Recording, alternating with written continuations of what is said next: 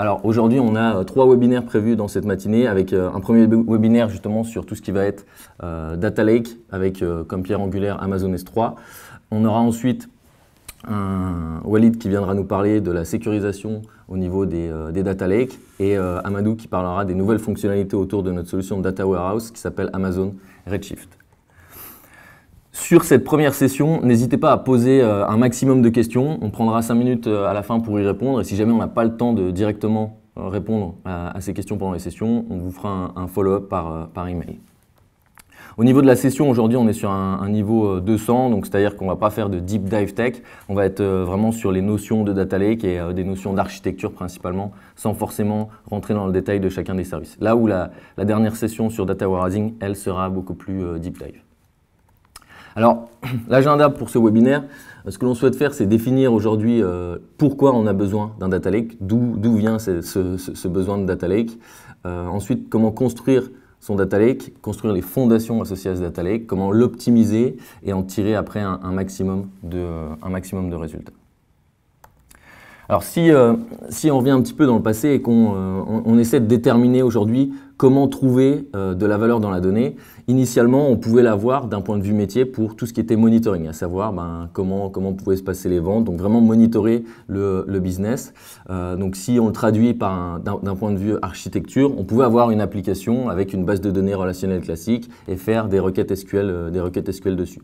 Et petit à petit, on a de plus en plus de données qu'on peut emmagasiner et donc d'un point de vue métier, on a de plus en plus d'attentes et donc on a peut-être le besoin d'avoir des insights, donc une vision, des prévisions sur le business, optimiser le business et même aujourd'hui jusqu'à créer des nouvelles opportunités et à transformer son métier à partir de la data. Et ce qui est intéressant, c'est qu'avec les besoins métiers qui ont évolué, les outils, le tooling utilisé derrière a également évolué. Au début, on était principalement sur des bases de données donc qui pouvaient être relationnelles, d'abord transactionnelles et ensuite plus analytiques avec des solutions de data warehousing. Et aujourd'hui, on verra qu'on a la possibilité de rapidement plugger en fait, des solutions d'analytics, des solutions de machine learning pour justement tirer un maximum de valeur de la donnée qu'on pourra collecter sur le data lake. Et c'est vrai que j'aime bien prendre l'exemple à chaque fois. Moi, je travaille avec les startups en tant qu'architecte chez AWS. Et dans l'évolution en fait, des startups, c'est assez flagrant parce que quand une startup commence à créer son application, du coup, elle va avoir une application avec une base de données relationnelle classique. Et plus du coup le business commence à fonctionner, plus la startup a besoin d'avoir des insights sur ce qui se passe sur son business. Donc du coup, utilise cette base comme base de données analytics.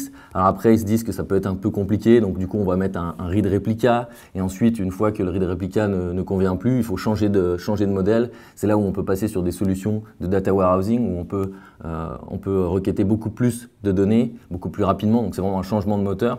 Et après même, la solution de data warehousing ne convient plus parce que du coup, on a besoin d'avoir de la donnée qui ne sera plus structurée, mais non structurée, des images, des vidéos, et on a besoin d'extraire de l'information de cette donnée. Et c'est là où l'approche data lake fait du sens. Alors aujourd'hui, pourquoi choisir AWS comme solution pour son data lake? D'une part, l'écosystème de solutions autour de la data, donc je parle de tout l'écosystème Hadoop, est vraiment très fourni. Et chez AWS, en fait, nous, ce que l'on souhaite, c'est que les utilisateurs puissent utiliser n'importe quelle solution. Donc nous, on aura des solutions un peu de prédilection. Donc nous, en tant qu'architecte, on vous fournira des guidance sur quel type de solution utiliser en fonction de votre besoin. Mais ce qui est intéressant, c'est qu'aujourd'hui, vous aurez la capacité d'utiliser n'importe quel type d'outil d'analytics sur la plateforme AWS. On va supporter tout ce qui est Open Standard pour le format des fichiers, tout ce qui va être CSV, Orc, Avro, Parquet. Et derrière, on va avoir des outils variés pour tout ce qui va être data warehousing, pour tout ce qui va être requête interactive d'un point de vue SQL. Et également tout ce qui va être lié à l'analytics. Donc, logiquement, si vous êtes utilisateur data, vous retrouverez tout ce que vous avez sur la plateforme, tout ce que vous connaissez sur la plateforme AWS. D'un point de vue sécurité, si on utilise S3 comme stockage principal en fait pour son data lake, on a la capacité de contrôler de manière très fine les accès aux data qui sont stockés sur S3.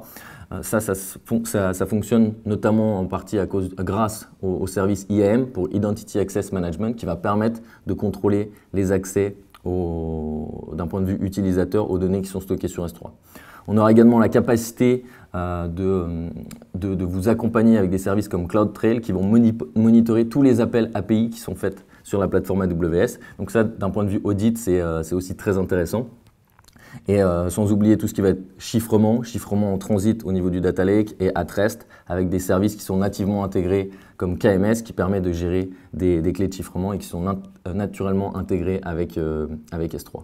Et d'un point de vue coût, aujourd'hui, le stockage objet, c'est ce qu'il y a d'un point de vue rapport qualité-prix, c'est ce qu'il y a de mieux. Et aujourd'hui, si je prends l'exemple de S3 sur un stockage standard, donc je reviendrai après sur les différentes classes de stockage, mais on est à quelques centimes le giga par mois. Et ensuite, on verra qu'on a également un écosystème de partenaires qui peuvent vous accompagner pour construire le data lake sur AWS.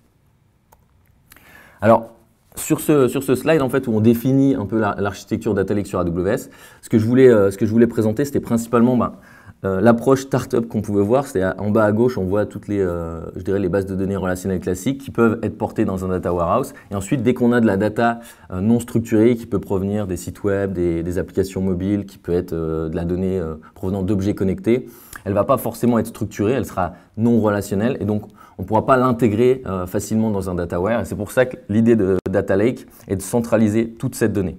On conservera après un data warehouse, on aura toujours besoin pour des solutions de dashboarding, de BI, d'utiliser un dataware pour requêter des terabytes de données. Quand on utilise un data lake, stocker la donnée c'est bien, mais ça va être très important d'avoir toujours une notion de catalogue. Donc il faut savoir quelles données on va avoir dans notre data lake pour pouvoir l'utiliser correctement.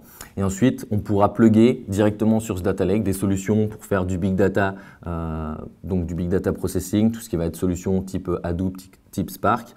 Et des solutions aussi de ML, puisque quand on utilise du machine learning et qu'on crée des algorithmes de machine learning, ces algorithmes en fait sont entraînés, ajustés à partir de la data. Donc c'est pour ça qu'il faut avoir un pipeline de base de données qui permet de nettoyer correctement la donnée pour qu'ensuite un algorithme puisse apprendre de cette donnée. Et quand je discute toujours avec mes clients qui font du ML, c'est très très important d'avoir une stratégie data avant de commencer à faire une stratégie ML. Alors, à quoi ça peut correspondre d'un point de vue AWS? Donc, on va avoir le point central ici, ça va être S3 qui sera le stockage.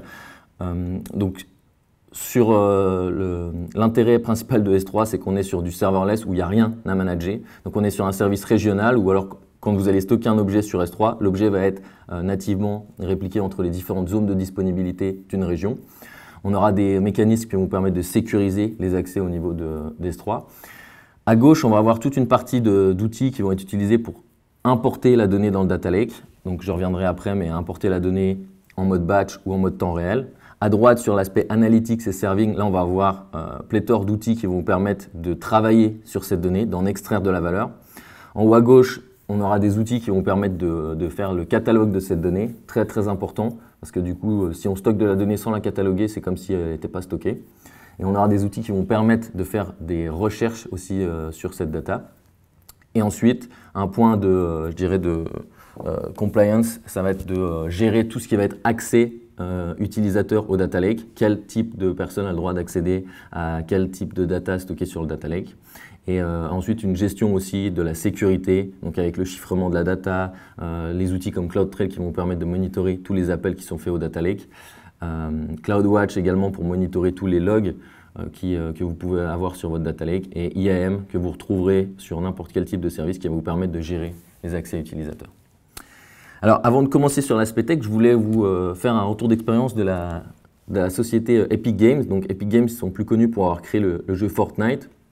Et aujourd'hui Fortnite c'est un jeu gratuit qui rassemble plus de 125 millions d'utilisateurs partout dans le monde.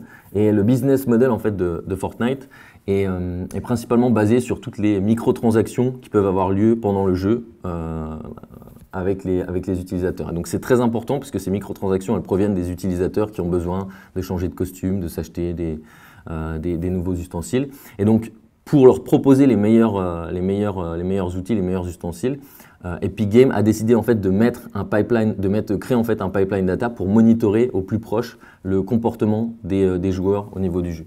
Et pour avoir ce système de monitoring, Epic Games a créé son data pipeline en quelque sorte sur AWS. Alors ici, il n'y a pas uniquement un aspect data lake, on a ce qu'on appelle une lambda architecture. Donc lambda, ce n'est pas lié ici au service serverless, lambda, mais c'est d'un point de vue architecture data. Une lambda architecture, c'est une architecture qui va splitter d'une part avec une batch layer, donc qui va faire des traitements en mode batch, donc de manière hebdomadaire, de manière journalière sur de la donnée. Et on va avoir une autre branche du pipeline qui, elle, va faire des traitements en temps réel.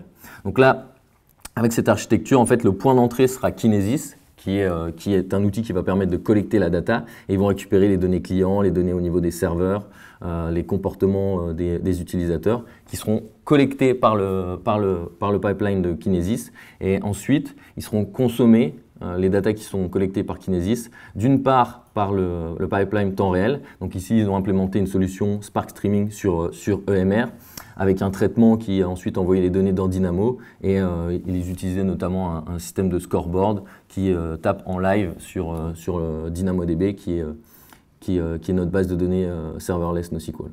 Et pour tous les traitements batch, du coup, une partie des données est consommée et stockée directement sur S3. Donc là, on a la data qui est stockée sur S3, et on a également d'autres données qui peuvent provenir d'API. Et ensuite, on a des jobs d'ETL. Donc ETL, encore une fois, c'est pour Extract, Transform, Load, qui vont permettre de nettoyer cette donnée et ensuite de pouvoir l'analyser. Donc là, ils utilisent notamment la solution de BI Tableau, qui va permettre d'avoir des insights sur le comportement peut-être des utilisateurs dans le passé.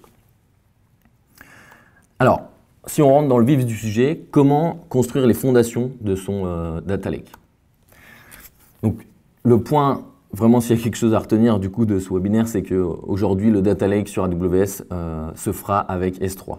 Donc S3, ce qui sera intéressant, c'est que du coup, on va découpler tout ce qui va être stockage du compute. Donc toute la data, on va la stocker sur S3. Donc ça va vous permettre d'atteindre en fait 11,9 de durabilité grâce au service S3. Donc 11,9 de durabilité, pour rappel, ça veut dire que si vous stockez 100 000 objets sur S3, potentiellement, vous pouvez en perdre un au bout d'1 million d'années. Donc en fonction du nombre d'objets que vous allez stocker, cette période va diminuer. Et ça, c'est notamment dû à la réplication automatique des assets entre les différentes zones de disponibilité au sein d'une région. Avec S3, on aura des outils qui vont vous permettre, encore une fois, de sécuriser les accès, de gérer tout ce qui va être compliance et audit capabilities. D'un point de vue contrôle, quand on utilise S3, on a des systèmes de buckets, donc qui sont des paniers en quelque sorte, des buckets dans lesquels on va avoir des objets. Puisque S3 est un stockage objet, ces objets peuvent être rassemblés en répertoires qui sont des buckets. Et dans la plupart des stockages objets, on ne peut pas positionner de policy ou de restrictions au niveau des objets, mais uniquement au niveau des buckets. Donc là, l'intérêt, c'est qu'avec S3, on peut le faire au niveau des objets. Et on verra qu'on a des outils aussi nativement intégrés avec S3 qui permettent de rapidement requêter la data qui est sur S3. Et ça, c'est un point qui va être primordial. Donc une fois qu'on a vraiment défini cette stratégie d'avoir S3 comme stockage objet, on va utiliser une méthode, donc plusieurs méthodes notamment qui vont permettre d'ingérer de la data. Alors là, les types d'outils qui vont être utilisés, en fait, ça va être en fonction du use case et de ce que vous souhaitez faire. Si vous êtes sur de la donnée qui doit être ingérée en temps réel, du coup, on peut utiliser, donc là, temps réel, ça peut être Clickstream, ça peut être feed de social media. On peut utiliser des outils comme Kinesis et notamment Kinesis Data Firehose. Si vous souhaitez aussi importer dans le data lake vos données provenant de databases de production, donc si vous avez vos databases Oracle, MySQL, Mongo, n'importe quel type de database, en fait, on peut utiliser un service qui s'appelle DMS pour Database Migration Service, qui est initialement utilisé pour faire des migrations de bases de données d'un certain type vers un autre type, mais d'un point de vue data, en fait, on peut l'utiliser aussi pour répliquer tout ce qu'il y a sur votre base de données de production directement sur le data lake. Ça, c'est un point qui est intéressant. Et ensuite, on peut avoir des outils. Donc là, c'est plus si on a une approche aussi on-prem. Donc si vous avez vos propres data centers, vous avez besoin d'avoir une connexion avec AWS. Donc on peut tirer une fibre noire avec Direct Connect qui va vous permettre de garantir une QoS au niveau de la bande passante. On a également un outil qui s'appelle Snowball. Donc Snowball, c'est une valise dans laquelle on peut copier jusqu'à 100 Tera de data. Donc là, c'est si jamais vous avez beaucoup de données à transférer et qu'on n'a pas forcément la bande passante nécessaire. Et un autre outil qui, pareil, va vous permettre de relier AWS à vos data centers, c'est Storage Gateway. Donc encore une fois, en fonction de l'outil que vous allez utiliser et surtout du besoin, à savoir si on est sur du temps réel, du batch et du type de data que vous allez devoir transférer, il va falloir choisir le bon outil. Mais c'est pour ça que nous, en tant qu'architecte aussi, on est là pour vous accompagner dans cette démarche. D'un point de vue, alors à quoi ça peut ressembler en fait si on utilise S3 comme data lake? Ce qu'il faut retenir, c'est que on peut créer plusieurs buckets et ça va être intéressant de justement créer plusieurs buckets. Ici, on a un exemple de pipeline où la donnée brute, donc là on parle de raw data, on va la stocker dans un bucket et on a automatiquement, on peut déclencher par exemple une lambda qui va récupérer cette donnée brute, qui va démarrer un cluster EMR. Donc EMR, c'est pour Elastic MapReduce, qui va manager soit du Spark, donc ici, ou du Hadoop. Et cette EMR, potentiellement, on va faire des actions de traitement en fait, sur la data. On va faire, en anglais, on parle de curated data, donc on va nettoyer cette donnée. Et la donnée nettoyée, elle pourra être stockée dans un autre bucket.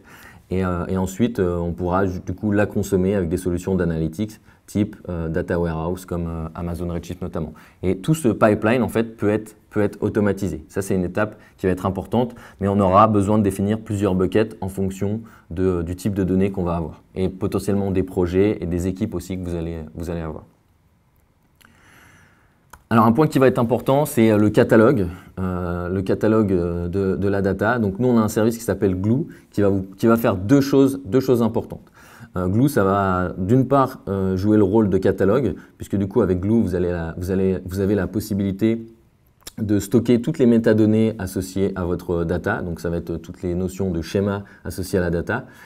Et en quelque sorte, Glue intègre un Metastore Hive en serverless. Donc du coup, vous n'avez pas besoin de le gérer, de résilience, de CPU, de RAM ou quoi que ce soit sur le data catalogue. C'est nativement géré par AWS. Et avec Glue, on a un système de crawlers donc, qui vont parcourir en fait, les fichiers que vous avez stockés sur S3 et qui vont extraire automatiquement ces métadatas. Ça va être une étape très importante puisque au moment de requêtage de cette donnée, il faut avoir les notions de schéma. Donc ça, c'est une partie de Glue, et l'autre partie, c'est tout ce qui va être ETL job, donc c'est-à-dire transformation de cette donnée. Donc on peut le faire avec des solutions comme EMR, mais Glue intègre aussi des solutions d'ETL. Donc on peut le considérer comme un Spark serverless, puisque du coup sur Glue, on peut faire uniquement des solutions d'ETL à base de Spark. Donc vous pouvez importer vos scripts en Python ou en PySpark directement dans Glue. Et donc une étape qui se fait très bien, ça peut être transformation de format de fichier de CSV à Parquet par exemple. Parce qu'on verra après que favoriser le format colonne favorise du coup les performances en termes de lecture. Un exemple de pipeline qui est basé uniquement sur les événements avec Glue. Donc ici, on a de la donnée, par exemple, qui arrive, de la donnée brute, qui arrive avant 22 heures. Et on peut automatiquement, avec des systèmes comme CloudWatch Event et Lambda, déclencher, donc avant 22 heures, une Lambda. Cette Lambda, en fait, ce qu'elle va faire, c'est qu'elle va appeler le service Glue et déclencher le crawler. Donc le crawler va parcourir les données brutes. Une fois que les données brutes auront été parcourues par le crawler, le data catalog aura été mis à jour. Ensuite, on peut trigger une deuxième lambda qui, elle, va optimiser donc, la data. Donc là, ça peut être une opération, par exemple, de transformation de format de fichier, de CSV vers Parquet, par exemple. Et une fois que cette transformation est faite, une troisième lambda va être déclenchée et cette lambda déclenchera un crawler Glue qui va parcourir en fait la nouvelle la nouvelle data qui a été transformée en Parquet pour, encore une fois, avoir cette data, les métadatas dans le data catalogue. Et une fois que le data catalogue est rempli, que la data a été modifiée, du coup, elle est prête à être consommée. Donc, on peut créer directement en fait, un pipeline avec Glue qui va vous permettre de nettoyer et de rendre disponible à la consommation par des outils en interne la data. Ça, c'est un point qui, je pense, qui était intéressant et qui est toujours à avoir. On a S3 pour le stockage et à côté, on peut avoir Glue pour le data catalogue et des jobs de transformation. Alors, il y a un sujet qui va être important aussi, c'est tout ce qui est le contrôle de la donnée. Donc sur cet exemple, en fait, ce que j'ai voulu représenter, c'est que différentes équipes au sein d'une société peuvent accéder à différents outils. Donc l'équipe X peut accéder à des données via le cluster Redshift, donc qui elle-même en fait utilise les données qui sont basées sur S3. L'équipe Z à droite, elle utilise le cluster EMR qui va chercher des données sur S3. L'équipe Y, elle utilise à la fois Redshift et à la fois EMR. Donc en fonction des différentes équipes, vous allez avoir peut-être différents outils qui vont être à disposition de ces équipes. Mais du coup, les données peuvent être partagées entre les équipes. Donc, il faut définir correctement quel type d'accès on va définir pour chacune de ces équipes à quel type de data. Un autre exemple, du moment où on doit définir en fait un accès, ça va être sur tout ce qui va être le pipeline qu'on a décrit précédemment. Donc là, on reprend le pipeline où on a la donnée qui est ingérée, la donnée brute, la donnée qui va être retravaillée, la donnée qui peut être retravaillée 2 fois d'ailleurs avant d'être stockée dans le data warehouse. Et donc en fonction de chacune des étapes, en fonction du rôle je dirais de l'employé dans la société, si je prends l'étape intermédiaire où on est data scientist, on va avoir accès uniquement à un bucket spécifique. On ne va pas avoir accès au bucket de raw data ni au bucket qui sera utilisé par l'équipe de business analyst par exemple. Donc c'est vraiment intéressant aussi de définir correctement des buckets en fonction des différents métiers qu'on peut avoir au sein de sa société. Et pour correctement définir ces accès, on peut utiliser du coup le service IAM. Donc c'est pour ça que c'est très très important d'avoir toujours en tête IAM pour la gestion d'accès. Encore une fois, IAM c'est pour Identity Access Management. Et avec S3, en fait, on a la possibilité de faire plusieurs choses, de définir des bucket policy, donc qui vont vous permettre de contrôler des accès à travers différents comptes. Pour rappel, du coup, on peut avoir plusieurs comptes AWS au sein d'une entreprise, par exemple un compte par business unit, et donc certaines business units doivent accéder à des données qui sont sur un autre bucket dans un autre compte, donc potentiellement on peut définir ces accès avec des bucket policy. Une bonne pratique est de configurer justement pour que ce soit plus facile à maîtriser le préfixe du bucket S3 dans les policies IAM. Favoriser tout ce qui va être tagging en règle générale pour bien maîtriser qui doit accéder à quoi. Il faut taguer toutes les ressources que vous pouvez avoir sur la plateforme. Donc en l'occurrence sur l'aspect S3, taguer les objets qui vont vous permettre après de définir avec une granularité très fine qui a besoin d'accéder à quoi. Et ensuite, on doit définir aussi des rôles pour chacun des services. Donc en l'occurrence, EMR ou Redshift peuvent être amenés à utiliser S3. Donc il faut déterminer avec précision qui a le droit d'accéder à quel bucket. Donc ça, c'est un point qu'il faut toujours garder en tête également. Ensuite, sur l'aspect optimisation du data lake, donc là, c'est quelques conseils plutôt sur comment gérer la data qu'on peut avoir sur son data lake.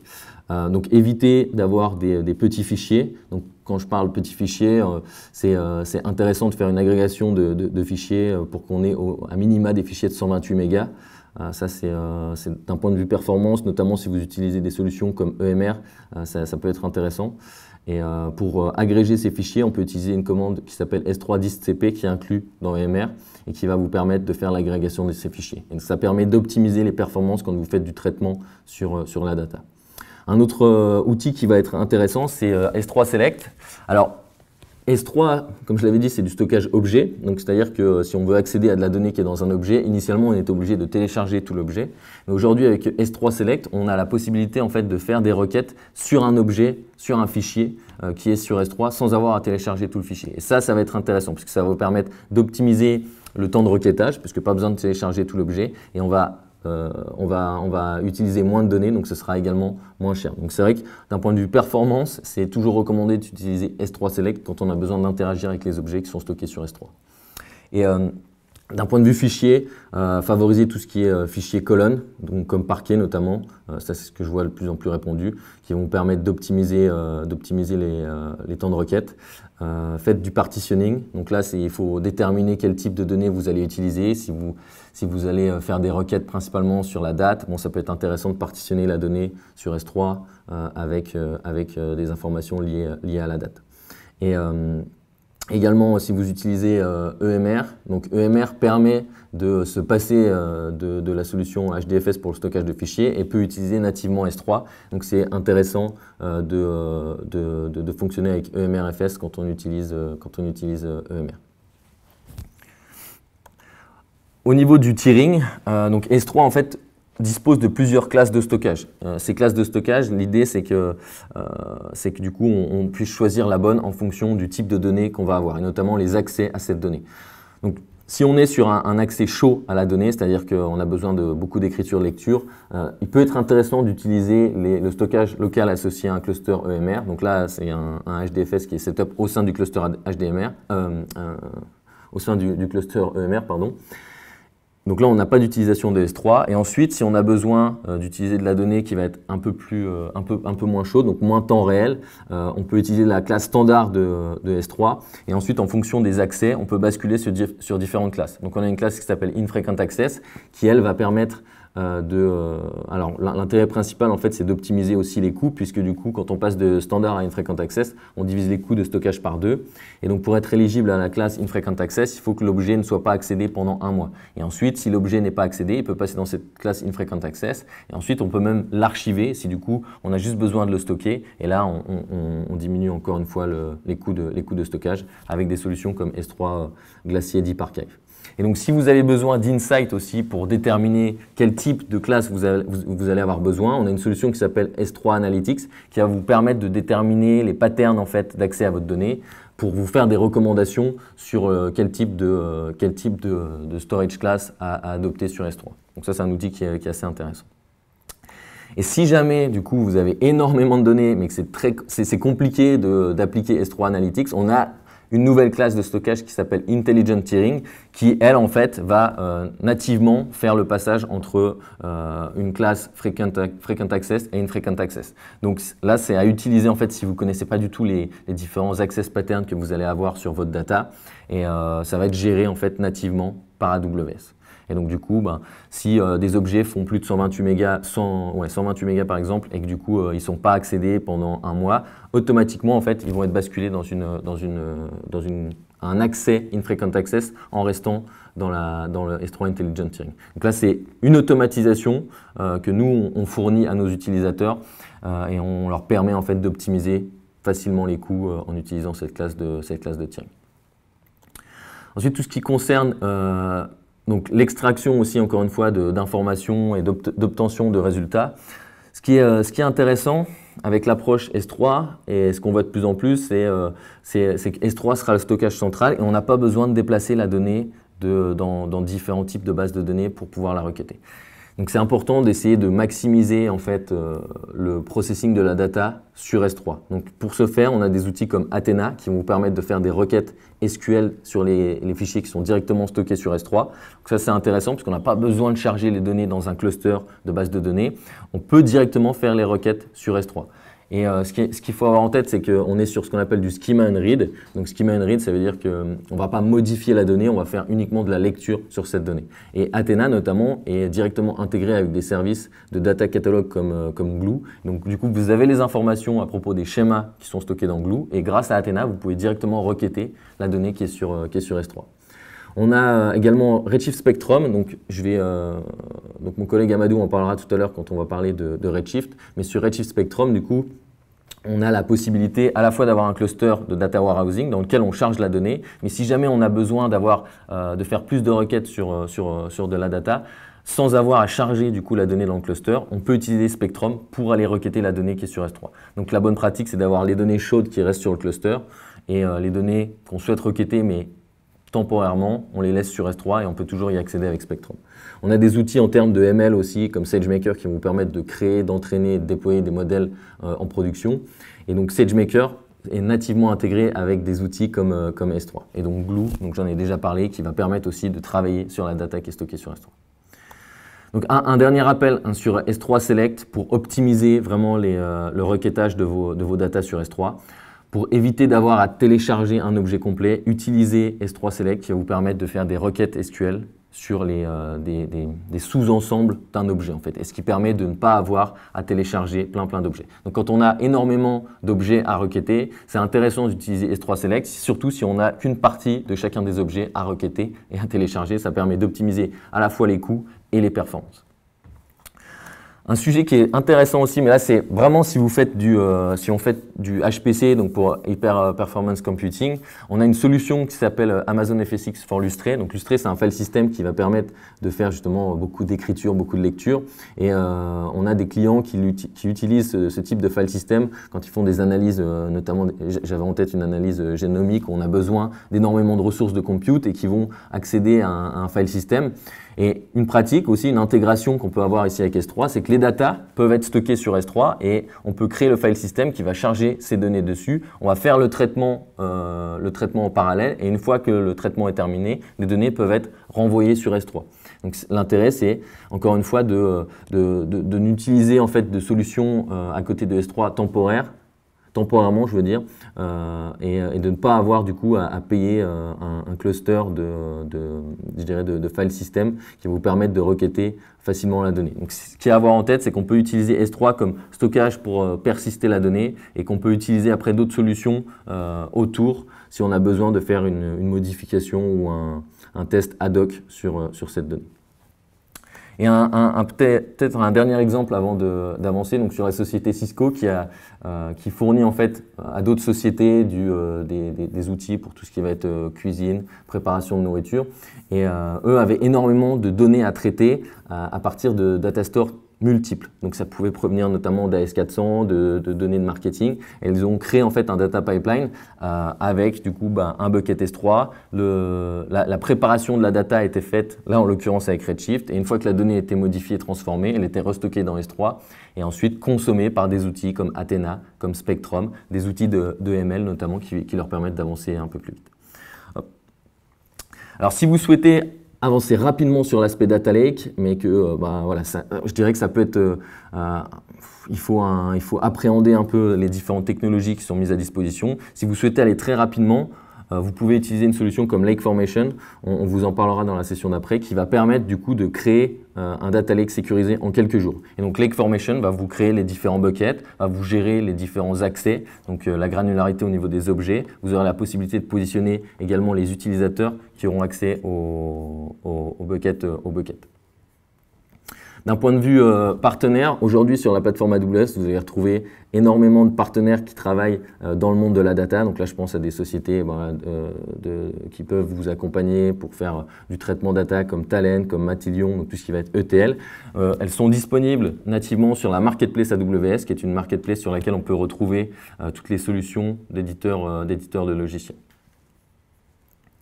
Et pour finir, je voulais vous partager un dernier lien. Donc c'est une solution qui est créée par les Solutions Builders d'AWS qui permet, à base de Template CloudFormation, de déployer en fait un data lake sur AWS avec les bonnes pratiques, donc avec S3 pour le stockage, avec Glue pour le data catalog, avec des solutions comme Cognito et API Gateway pour gérer les accès au data lake. Et donc ce qui est intéressant, c'est qu'on a en fait un template CloudFormation qui va permettre de déployer les différentes ressources sur votre compte. Et si vous souhaitez après le modifier, du coup vous pouvez le modifier et l'ajuster à votre demande. Là, je suis un petit peu en retard sur le schedule, mais du coup, je vais prendre. Merci de m'avoir écouté et je vais regarder s'il y a des questions. Alors, il y a une question sur les bonnes pratiques liées à la segmentation des data dans le data lake. Donc là, je reviens sur ce que j'avais positionné d'une part au niveau des raw data. Donc, on a besoin de définir exactement un bucket de départ, moi je pense. Des projets qu'on peut avoir, du coup on va avoir des projets qui peuvent être segmentés par équipe. Donc là, ça dépend aussi du type de société dans laquelle vous travaillez, puisque du coup, on peut avoir des segmentations par business unit qui vont justement travailler sur ces mêmes données. Mais c'est toujours important de garder la donnée brute, ça c'est clair, pour retravailler potentiellement cette donnée si jamais on a travaillé sur cette donnée en amont, mais qu'on n'a pas eu les bons résultats et qu'on a supprimé une partie des données. Donc toujours conserver la donnée brute. Et ensuite, cette segmentation, elle peut être faite soit par business unit, soit par use case, à mon sens. Alors, je vois une question, S3 versus HDFS.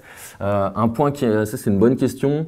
En fait, HDFS, on est sur un cluster où on va avoir du stockage et du compute. Donc, on peut avoir un cluster HDFS, mais la problématique qu'on peut avoir, c'est que si on a besoin de rajouter du stockage, on va rajouter un nœud, donc on va rajouter du compute, mais ça ne va pas forcément être intéressant de rajouter ce compute.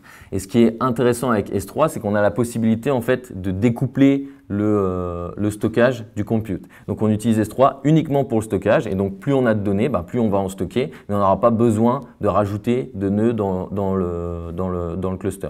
Et ensuite on va avoir des outils, et donc notamment EMR donc qui manage un Hadoop, qui peut directement travailler sur HDFS ou qui peut directement travailler sur S3 de manière seamless. C'est-à-dire qu'on a juste besoin de remplacer le lien, l'URL. Généralement, quand on utilise Hadoop, on peut pointer vers la data en utilisant HDFS de .//. Là, on peut taper sur S3. Et peut-être une question sur S3 Select versus Athena. Et après, je pense que du coup, on est un peu court, mais on vous répondra par écrit directement à ces questions. S3 Select versus Athena. Quand on utilise Athena, en fait, on n'a pas la notion d'objet. C'est-à-dire que Athena, on va lui donner un bucket et lui va parcourir tous les objets qui sont dans le bucket. Et S3 Select, lui, permet de requêter une partie, un sous-ensemble en fait de cet objet. Et ce qui est intéressant, c'est que les deux peuvent travailler ensemble en fait. C'est-à-dire que quand on veut faire de la requête avec Athena sur un bucket S3, on peut dans cette requête inclure S3 Select si on a besoin de récupérer un sous-domaine en fait de chacun des objets qui sont dans le bucket. Donc ça permet d'optimiser le requêtage de la data.